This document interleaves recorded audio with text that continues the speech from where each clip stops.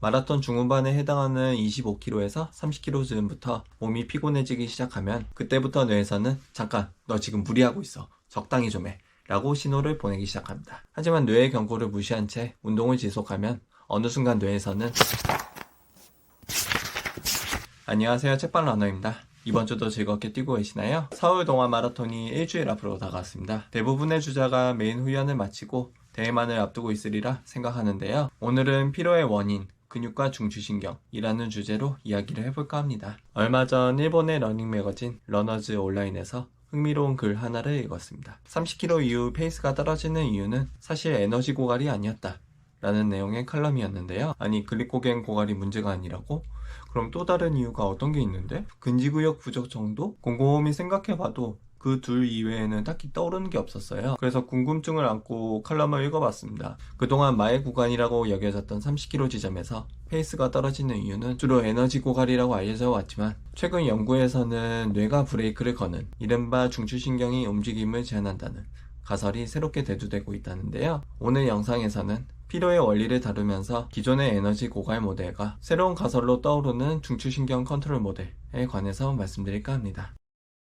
우리 몸은 운동을 지속하면 시간이 경과함에 따라 근육과 신경계에 피로를 느끼게 됩니다. 피로란 단순히 몸이 힘들어지는 게 아니라 뇌와 신체가 에너지를 관리하는 복잡한 과정인데요. 이는 크게 두 군데에서 발생합니다. 첫 번째는 근육에서 생기는 말초신경계 피로, 또 하나는 우리 뇌에서 생기는 중추신경계 피로입니다. 말초신경계 피로는 근육에서 발생하는 피로로 운동 시간이 길어짐에 따라 근수축 능력이 저하되면서 힘을 내기 어려워지는 현상입니다. 우리 몸이 근육을 움직이기 위해서는 ATP라는 유기화합물을 필요로 합니다. 하지만 ATP는 몸 안에서 저절로 생기는 게 아니라 어떤 물질을 재료로 삼아 만들어야 해요. 짧은 거리를 전력 질주할 때는 근육 안에 있는 크레아틴인산을 활용하고요. 마라톤처럼 오래 지속하는 운동에서는 탄수화물, 즉 글리코겐을 주 에너지원 삼아 ATP를 만듭니다. 하지만 장시간 운동하다 보면 몸속에 저장해 놓은 글리코겐이 점차 고갈되기 시작합니다. 원료가 줄어들면서 ATP를 만드는 속도 또한 느려지게 되죠. 처음 한두 시간은 활발하고 기운 넘치게 뛰었는데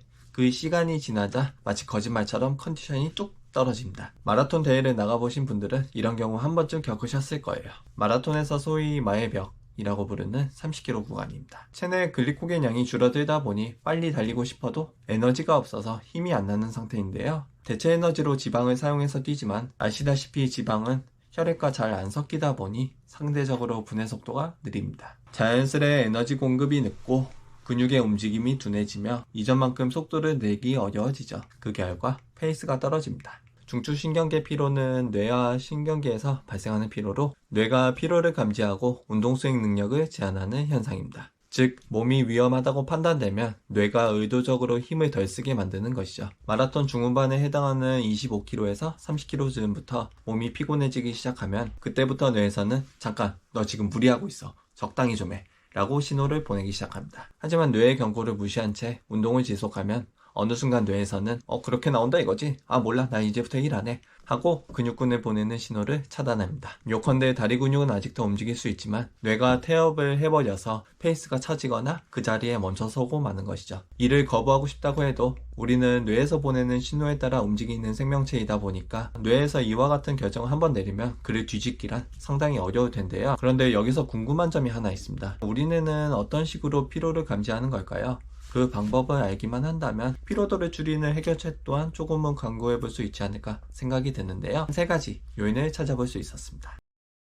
첫 번째는 신경전달 물질의 변화입니다. 운동 시간이 길어지면 몸 안에 세로토닌이 증가하고 도파민은 줄어들게 되는데 세로토닌이 필요 이상으로 증가하면 졸음, 무기력감, 집중력 저하 증상을 유발하고요. 동기부여와 각성을 담당하는 도파민이 감소하면 운동 의욕이 줄어들면서 페이스를 유지하기 어려워집니다. 두 번째는 혈당 부족으로 인한 뇌에너지 고갈입니다. 뇌 에너지의 대부분은 포도당으로 마라톤을 뛰다가 혈당이 낮아지면 뇌가 방어 자세를 취하면서 페이스를 늦추거나 운동을 멈추게 만듭니다. 이때 뇌에서 내리는 지령으로는 권태감, 기력 저하가 있으며 심할 경우 집중력 저하, 방향감각 상실 같은 증상으로 나타나기도 합니다. 마지막으로 체온 상승 및 탈수로 인한 뇌신경의 피로가 있겠습니다. 기온이 높은 날 대회를 참가하면 평소보다 체온이 쉽고 빠르게 상승합니다. 체온이 39도에서 40도를 넘는 상태에서 뛰면 우리 뇌는 몸을 보호하기 위해 신체 활동을 억제합니다. 또한 땀을 많이 흘림으로써 마그네슘을 비롯한 각종 미네랄이 부족해지고 그에 따라 혈액량이 줄어들면서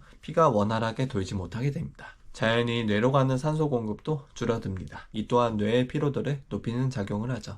요약하자면 30kg 이후 더 이상 달릴 힘이 없다고 우리가 느끼는 것은 근육이나 에너지 문제뿐만 아니라 뇌에서 일어나는 다양한 화학적, 생리적 변화의 영향도 크다고 할 수 있겠습니다.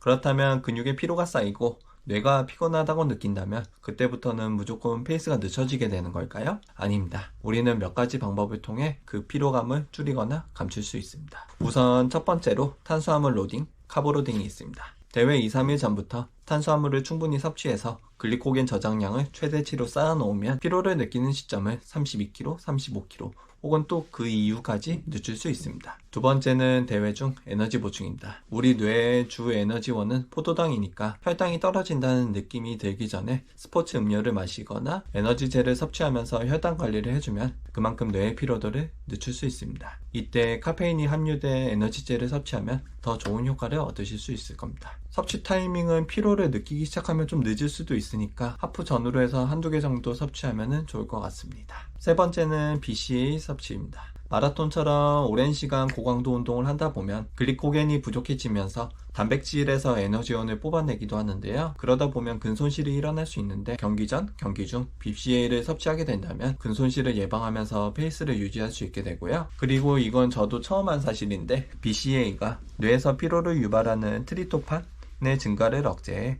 운동 중 피로감을 줄여준다고 합니다. 이 내용은 챗GPT를 통해 알게 된 거라 조금 더 확인해 볼 필요는 있는데요. 우선 이러한 내용도 있다는 사실을 전해드리고자 영상에 담게 되었습니다. 그리고 마지막은 장거리 훈련입니다. 장거리 훈련을 통해 지방을 더 효율적으로 사용하는 몸을 만들면 글리코겐을 아낄 수 있으므로 피로도 또한 줄어들게 됩니다. 그뿐 아니라 장거리 훈련을 하는 동안 신경계도 점차 그에 적응하면서 중추신경계도 이전보다 덜 피로를 느끼게 됩니다. 앞서 여러가지 방법을 알려드리긴 했지만 가장 확실하고 좋은 방법은 역시 장거리 훈련이 아닐까 싶습니다. 네, 오늘은 근육과 뇌에서 일어나는 피로에 대해서 살펴봤습니다. 좀 도움이 되셨을까요? 서울 동아마라톤을 일주일 앞둔 지금 불안하고 초조한 분들도 계실 것 같아요. 하지만 이제 모든 준비는 다 끝났으니까요. 남은 시간 동안 훈련에 대한 부담감은 잠시 내려놓고 차분하게 대회를 준비하시길 바랍니다. 이 영상이나 과거에 올린 영상들에서 몇몇 팁을 얻어가셔도 좋고요. 네, 그럼 오늘 영상은 여기까지고요. 다음 시간에 또 다른 영상으로 찾아뵙겠습니다. 감사합니다.